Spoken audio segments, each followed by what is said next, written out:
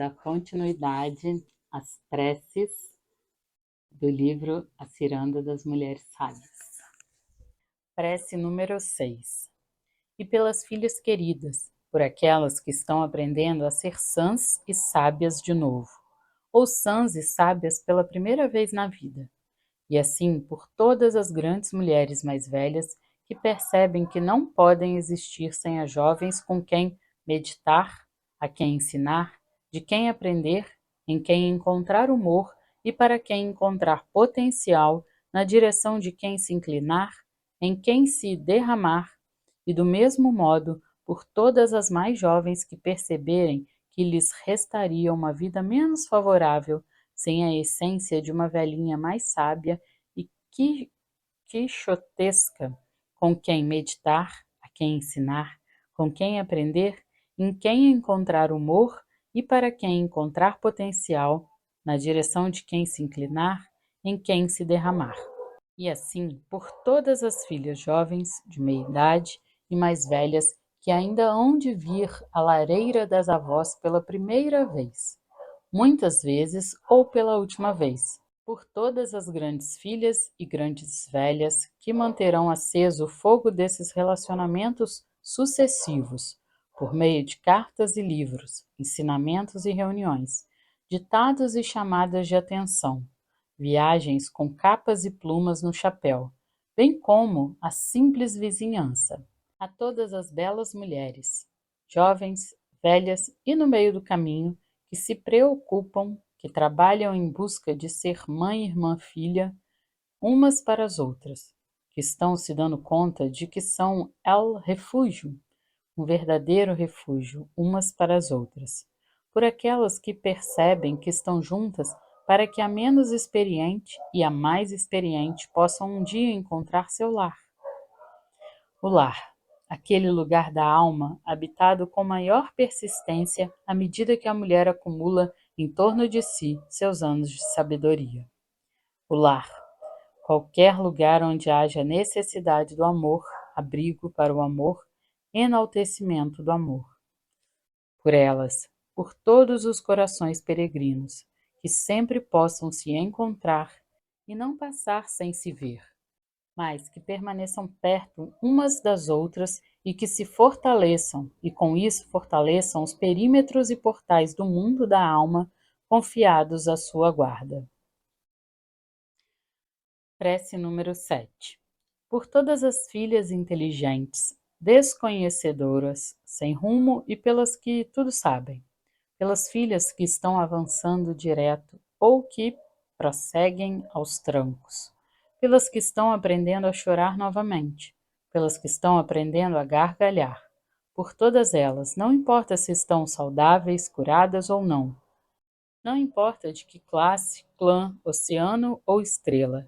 Por todas as filhas que herdaram amor em abundância de antepassadas queridas que já se foram, mas que mesmo assim ainda fazem visitas.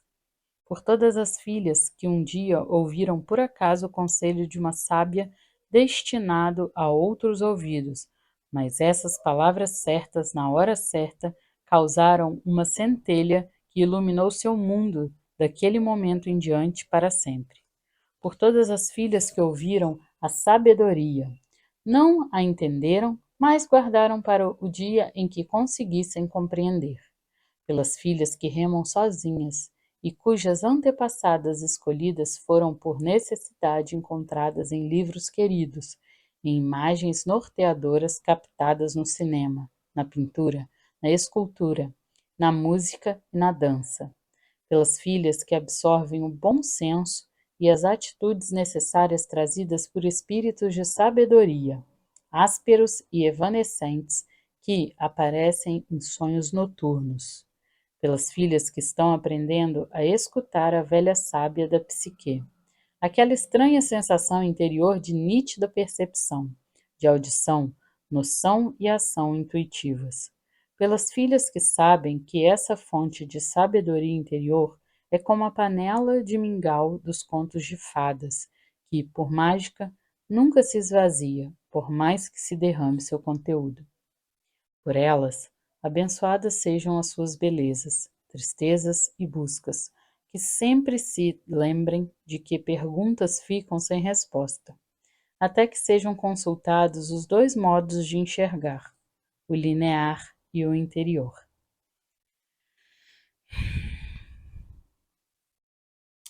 Prece número 8.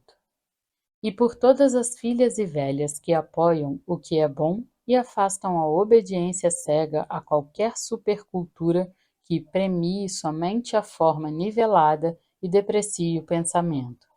Por todas as filhas e velhas que estão se tornando escaladoras cada vez mais astutas de montanhas místicas e que por vezes percorrem caminhos acidentados. Por aquelas que cada vez mais põem alma no que dizem, e pelos animais, águas, terras e céus. Pelas que mantêm caldeirões cada vez mais fundos, que são a lente que amplia a luz do farol, que se erguem como terra firme, onde antes não havia terra. Por aquelas que estão inflamadas com o desejo de ensinar e de aprender, pelas que estão apenas descansando para poder se levantar com prazer mais uma vez. Por essas flores noturnas cuja fragrância tem um efeito profundo e prolongado, muito embora os botões estejam ocultos, por todas as filhas e velhas que mantêm as mãos não só no berço, mas também na roda do leme do mundo ao seu alcance, por aquelas que abandonaram algo essencial e gerador de vida, e voltaram para recuperá-lo, por aquelas que destruíram algo e pediram perdão com humildade em nome do amor, por aquelas que deixaram algo por fazer, se esqueceram, sem captar sua importância, mas voltaram, reconstruíram, amenizaram, deram a bênção na medida da sua capacidade. Por todas as filhas e velhas que assumiram o papel de culpadas e deram tudo de si para reparar danos causados por outros. Pelas filhas e velhas que sempre se interessaram mais em ser amorosas do que em estar com a razão. Por elas, que se deram conta de como sua vida é preciosa, de como, apesar de quaisquer imperfeições, elas são exatamente os baluartes, as pedras de toque, as notas fundamentais, os paradigmas necessários. Prece número 9. Por todas as filhas e velhas que, não obstante difamações culturais que digam o contrário, não obstante mágoas, decisões equivocadas, fracassos totais, são prova viva de que a alma ainda volta à vida, ainda vive, e de modo vibrante. Por todas as filhas e velhas que, apesar de todas as fraquezas, apesar de toda a lenga-lenga do ego, que indicaria o oposto, há muito tempo têm certeza ou acabam de ter um vislumbre de que nasceram com a sabedoria no corpo e na alma, e que essa sabedoria é tanto sua herança dourada como seu estopim dourado. Por todas as filhas e mais velhas que estão criando as referências que mais importam, prova de que uma mulher é como uma árvore gigantesca, que por sua capacidade de se mover, em vez de permanecer imóvel, pode sobreviver às piores tempestades e perigos, e ainda estar de pé depois, ainda descobrir seu jeito de voltar a balançar, ainda continuar a dançar. Por todas as filhas que estão em formação, quer tenham acabado de começar, quer já tenham avançado no caminho para se tornarem ordinariamente majestosas e tão sábias, indomáveis e perigosas quanto forem convocadas a ser, o que é muito, muito, muito. Por elas, por todas nós, grande avó e grande avô, grande neto e grande neta, da mesma forma, que todos nós nos aprofundemos e vicejemos, que criemos a partir das cinzas, que protejamos aquelas artes, ideias e esperanças,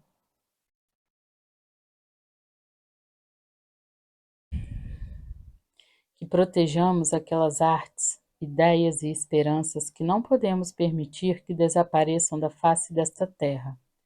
Por tudo isso, que vivamos muito e nos amemos uns aos outros, jovens enquanto velhas e velhas enquanto jovens, para todos sempre. Amém. Quando uma pessoa vive de verdade, todos os outros também vivem. Eu vou encerrar essa faixa, finalizadas as 9 preces, e a gente finaliza o livro na próxima faixa de áudio.